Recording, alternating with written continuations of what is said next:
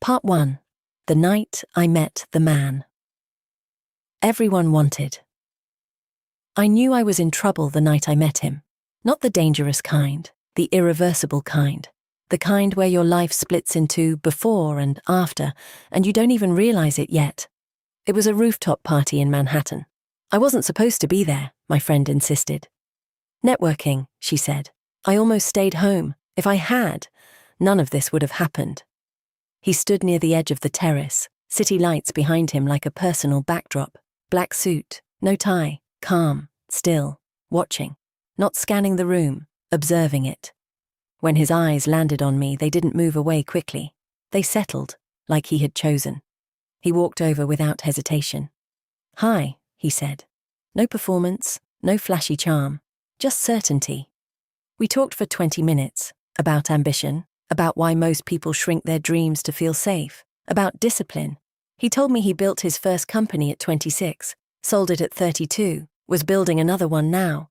But what stayed with me wasn't his success, it was the way he listened, as if I wasn't background noise, as if my thoughts were worth slowing down for. And when I told him I wanted to write, not casually, but seriously, he didn't smile politely. He leaned closer. "Good," he said. "Don't ever water that down for anyone." That sentence hooked me, because powerful men don't usually protect your ambition. They compete with it.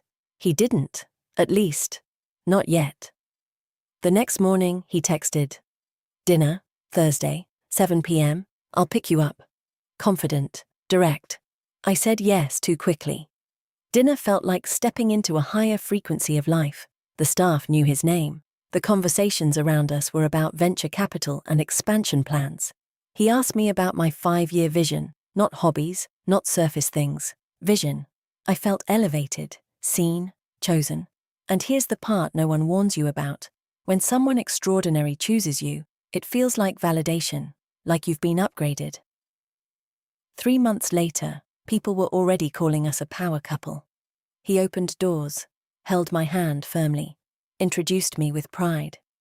"She's brilliant," he'd say, and I would glow, because admiration from a man like him felt rare, but slowly, almost invisibly. My world began orbiting his. My writing time shifted to when things calm down. My mornings filled with his schedule, my weekends with his networking events. It didn't feel forced, it felt natural. That's how it starts. You don't notice the drift, because you're in love. And because nothing is wrong. He wasn't controlling, he wasn't jealous, he wasn't insecure. He was intense, and intensity can feel like devotion, until one quiet moment changes everything. For me, that moment came 6 months in, standing in front of a mirror, black dress, perfect makeup, polished version of myself. I looked stunning and unfamiliar, and a question surfaced that I couldn't ignore. If he disappeared tomorrow, who would I be? The silence inside me was louder than any argument could have been. And that's when I realized something dangerous. Sometimes you don't lose yourself in toxic love, you lose yourself in beautiful love.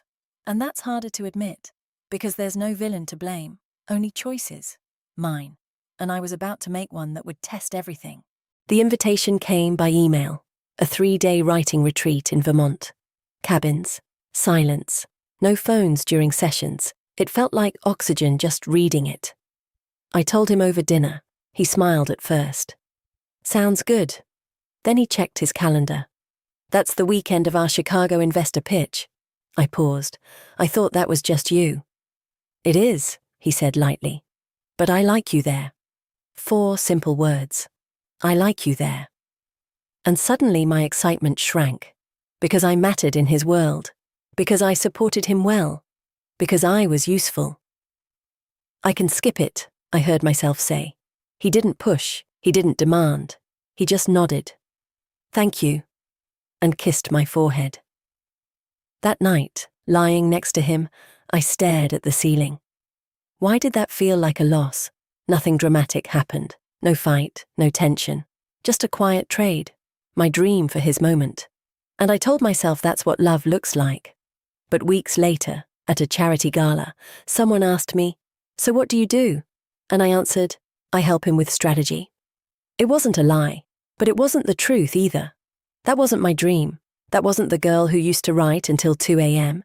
And I felt it. A tiny fracture inside. That same night I signed up for the next retreat, without telling him first. When I finally did tell him, he didn't yell. He studied me. "You need this?" he asked. "Yes." "For what?" "For me." Silence stretched between us, not angry, uncertain. "I've never stopped you," he said quietly. "I know," I replied. "But I stopped myself." That changed the room, because now it wasn't about him being controlling. It was about me being afraid to stand independently next to him. The weekend came. He went to Chicago. I went to Vermont. The first hour at the retreat, my hands shook, like I was betraying something. But by the second day, I felt alive again. I wrote about ambition, about admiration, about how easy it is to become a reflection instead of a woman. Saturday night, he called. "The pitch went well," he said. "I'm proud of you." Pause. "I missed you there." And there it was. Not guilt, not anger, but gravity, pulling. "I'm trying not to disappear," I whispered. Long silence. "I don't want you to disappear," he said. And then came the sentence that changed everything. "I just don't know how to be with someone who doesn't need me." That's when I understood. He didn't need control. He needed relevance, and I was about to test whether our love could survive equality. When I came home, the apartment felt different. Not colder, just aware, like we were both studying something fragile. That night, I submitted my retreat piece to a major online publication. No announcement, no discussion, just action. 2 days later, they accepted it. I stood barefoot in the kitchen when the email came, messy hair, no makeup, just me. And I cried, not because of validation, but because I had chosen myself, and something answered back. When he got home, I told him. He hugged me tightly. "I'm proud of you." But his arms felt tense, not angry, protective, as if something was shifting beneath his feet. A week later, he said, "Move with me, San Francisco. We're opening headquarters." My heart raced. Bigger city, bigger life. The old version of me would have said yes instantly. Instead, I said, "I'll go if I'm building my life too." He leaned back. "What does that mean?" "It means I'm not coming as your extension." Silence. "If you grow beyond me," he started, then stopped. That was it. The fear. He wasn't afraid of losing control. He was afraid of being left behind. That night, I found a flight booked in my name. Miami. Investor weekend. I hadn't booked it. When I asked him, he said calmly, "I thought you might need space." "You think I'm leaving?" "I think if I don't give you freedom, you will." That honesty broke something open. We weren't fighting. We were negotiating identity. And for the first time, I saw him not as extraordinary, but as human. And I realized something else. The real test wasn't whether I'd walk away. It was whether he could love me without needing me smaller. And the next decision he made proved everything. I stood in the living room holding my phone. "Why is there a flight to Miami in my name?" He didn't flinch. "I booked it." "For what?" "For you." That answer disarmed me more than any argument could have. "You said you needed space," he continued. "I thought maybe you should see what this life really is, without me softening it." "Softening it?" He exhaled slowly. "You see the wins, the applause, the numbers. You don't see the pressure, the politics, the exhaustion." There was no ego in his voice, just fatigue. "You think I'm strong," he said quietly, "but I don't remember the last time I felt still." That sentence changed the room, because I had been afraid of disappearing beside him, and he had been disappearing inside ambition, different directions, same loss. "So why Miami?" I asked. "Because if you go and still want this world, then I'll know you're choosing it, not me." That was the first time I realized. He wasn't trying to keep me small. He was bracing for me to outgrow him. And maybe I had been bracing too. The next morning, I didn't take the flight. I cancelled it, not to prove loyalty, but to prove clarity. When he came home, I told him, "I don't need distance," I said. "I need balance." He looked at me for a long moment. "And if balance means I'm not the center?" Then we build something without a center. Silence. Then something unexpected happened. He laughed. Soft. Real. I've never built anything without trying to dominate it. Maybe that's the problem, I replied gently. That night, instead of planning expansion, we talked about fear, about identity, about how admiration can become a drug. I liked that you needed me, he admitted. I liked that you were unstoppable, I replied. We had both been addicted to the version of each other that made us feel bigger. But bigger isn't always better.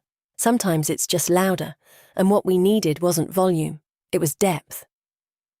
A week later, my article was published. No dramatic announcement, just a link, my name, my words. Women began messaging me. I didn't realize I was disappearing too. I thought loving someone powerful meant stepping back. You said what I couldn't. I read the messages in silence, and for the first time, I felt impact that wasn't attached to him. When he read the article, he didn't speak for a while. Later that night, he said, "I don't want to be the hero in your story." I looked up. "I want to be your partner." That word hit differently. Partner. Not leader, not savior, not empire builder. Partner. And I realized, the extraordinary man I met on that rooftop, he was still there, but he was learning how to be human, and the next test would prove whether that growth was real. 6 months passed, quietly, intentionally. I built a writing schedule that was non-negotiable. Mornings were mine, no investor calls, no last-minute dinners. He started therapy regularly, not because I asked, because he wanted to understand the chase. We still attended events, still dressed sharp, still looked powerful, but something had shifted beneath the surface. There was less performance, more presence. And then the offer came, bigger than anything before.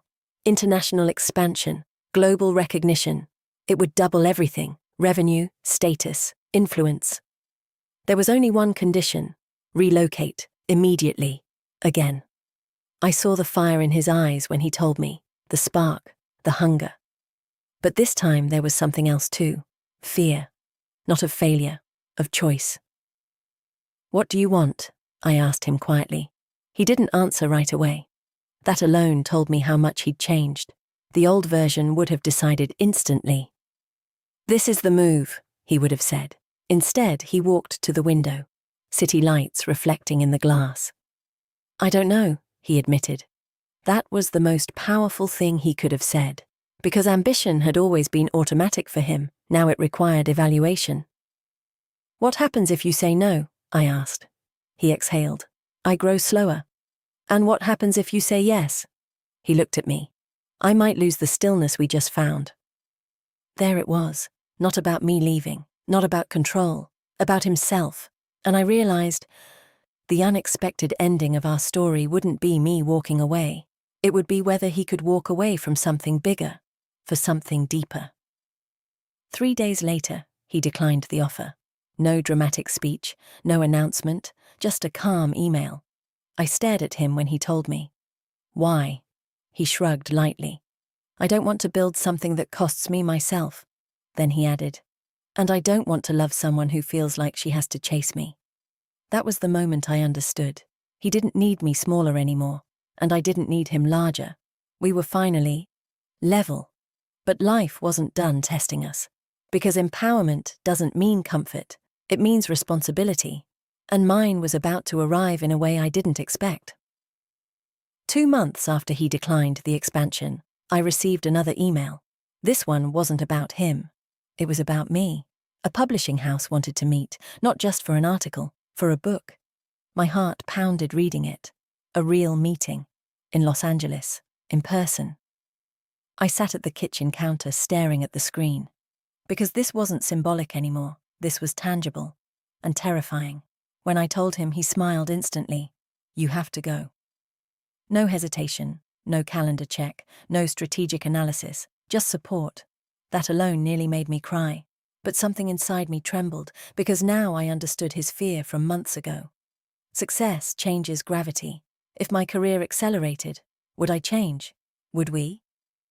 On the flight to LA, I looked out the window and realized this wasn't about proving I wouldn't disappear. It was about proving I wouldn't dominate either.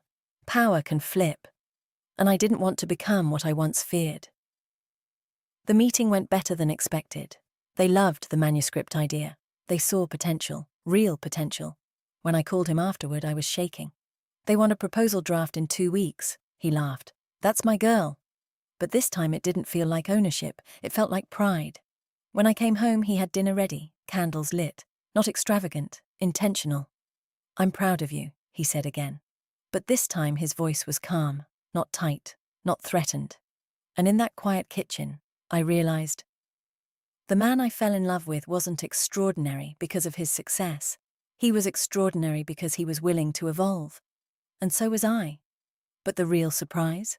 The ending everyone expects. The breakup, the dramatic walk away, the empowerment speech. That never came, because the strongest thing I ever did was stay, not as a shadow, not as a rival, but as myself.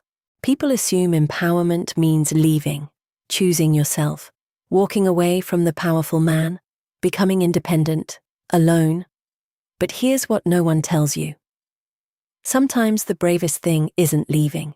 It's staying without shrinking. It's loving without disappearing. It's succeeding without competing. Years later, when people ask how we make it work, I tell them this: we stopped trying to impress each other. We started trying to understand each other. He no longer builds to outrun emptiness. I no longer love to feel elevated. We build separately. We grow individually. And we choose each other daily. Not out of need, out of alignment.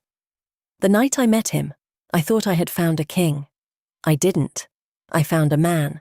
And he found a woman who refused to disappear. And that refusal didn't break us. It rebuilt us. Stronger, quieter, real. And that is the love story no one expects. Because the twist wasn't that I left him. The twist was that we both stayed, without losing ourselves. And that is far rarer than walking away.